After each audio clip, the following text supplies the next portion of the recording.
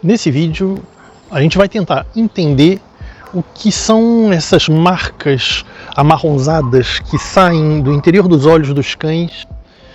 Então vamos tentar descobrir do que se trata, de onde vêm essas marcas e como combatê-las principalmente. Vem comigo, no caminho eu explico.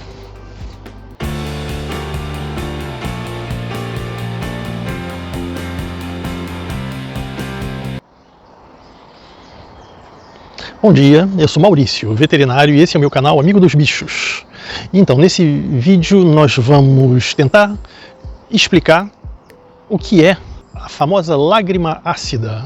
É um termo consagrado pelo uso que tenta definir essa espécie de rastro marrom amarronzado que sai do interior do olho do cachorro e que é tão difícil de fazer desaparecer. Especialmente os cães de pelagem clara, que têm os olhos um pouco esbugalhados, como os braquicéfalos, como chihuahua, bichão maltês.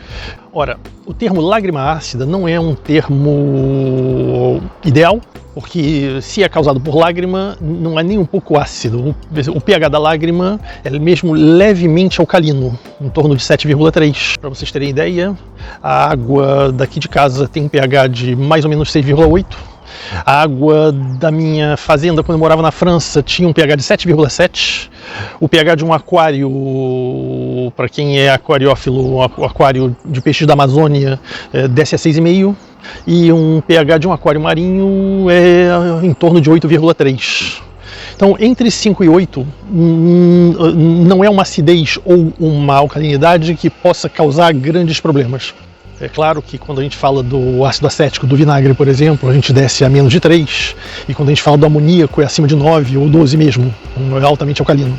E aí são outros 500. Mas o que eu quero dizer por aí é que não é a acidez ou a alcalinidade da lágrima que causa esse tipo de consequência. Por muito tempo se pensou que a principal causa era a alimentação. Dizia-se que a alimentação industrializada causava isso em relação à alimentação natural, e é verdade que quando o cachorro tem alimentação natural, ele tem menos tendência a ter esse problema de lágrimas. E mesmo uma marca, um fornecedor de alimento industrial, Science Diet, ficou famoso por propor um tipo de ração que combatia a lágrima ácida.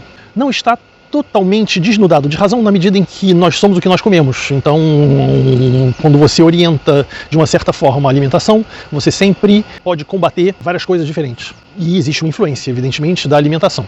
Mas a verdade é que a lágrima ácida, ela é causada por um problema ligado ao cachorrinho mesmo. Vamos explicar. A produção de lágrimas do cachorro é importantíssima para a lubrificação do globo ocular, e o excesso é naturalmente escoado pelo canal lacrimal.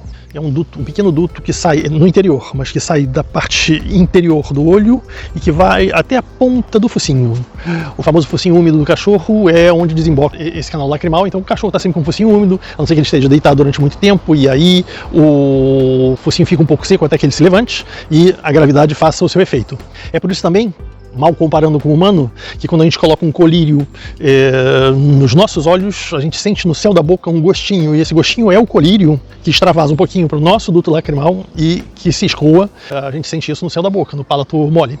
Então, para as raças braquicéfalas ou braquicefálicas, os olhos são muito maiores e a necessidade de produção de lágrima para manter o globo ocular lubrificado e especialmente limpo em relação às poeiras do meio ambiente e tudo, é maior. Então há uma maior produção de lágrimas e essas lágrimas precisam ser escoadas em maior volume.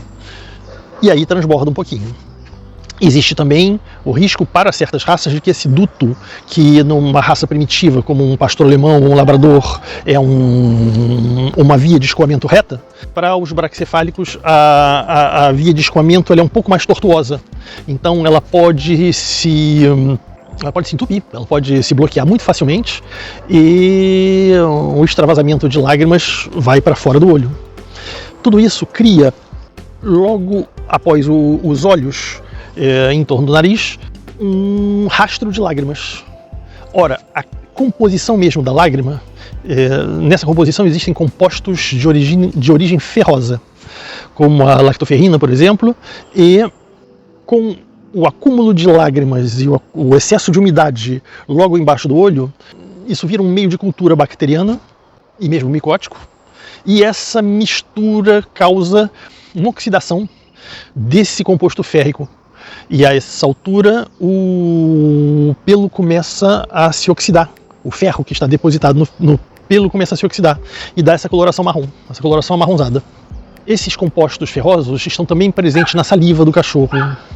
Essas manchas são as mesmas que ocorrem quando o cachorrinho lambe muito a pata, pega aquele cacuete, aquela mania de lamber a ponta da pata, ou lamber sempre o mesmo lugar e guarda esse lugar sempre muito úmido. O mesmo processo ocorre, ou seja, o advento de bactérias que são oportunistas, e que isso vira um meio de cultura que causa, mais uma vez, a oxidação da lactoferrina, que também faz parte da composição da saliva, e o pelo, que é claro, fica meio amarronzado por causa dessas lambeduras. Então é o mesmo processo. Ora, existem muitos produtos que são indicados, em princípio, para a resolução desse problema, mas eu tenho a minha pequena ideia. Esses produtos não são ruins, frequentemente à base de água oxigenada ou peróxido de alguma coisa, peróxido de benzoíla, são produtos que mal não fazem, tá?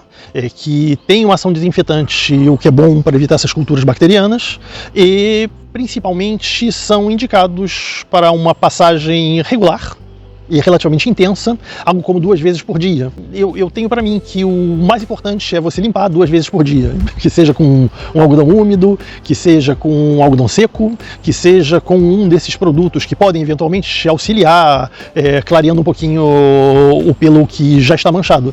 Mas é a regularidade da higienização que faz a diferença, já que você retira o excesso de lágrimas que estaria depositado nesses rastros amarronzados, antes que essa cultura bacteriana faça o seu trabalho e antes que o ferro da composição mesmo da lágrima se oxide. Então, para mim, o mais interessante é esse cuidado regular em torno dos olhos, de forma que essa umidade seja retirada. E com isso nós resolvemos o problema na raiz. É claro, pode-se também cortar o pelo curtinho para que uma nova pelagem apareça e simplifique com isso a renovação da pelagem. De qualquer forma, na medida em que o problema não é extremo, é somente um problema estético que pode ser resolvido com essa higienização regular. Existem raças que são mais propensas, como eu disse, os braquicefálicos e aquelas raças que têm os olhos um pouco maiores e mais expostos. E dentro da propensão racial existem cães que são mais propensos que outros. Existe então uma certa variação individual. Eu agradeço o apoio de vocês. Eu peço like, que é uma forma do YouTube indicar esse vídeo a outras pessoas que têm o mesmo interesse. Eu convido vocês a se inscreverem no canal para torná-lo mais forte, e juntos nós somos mais fortes. Até breve por um outro vídeo.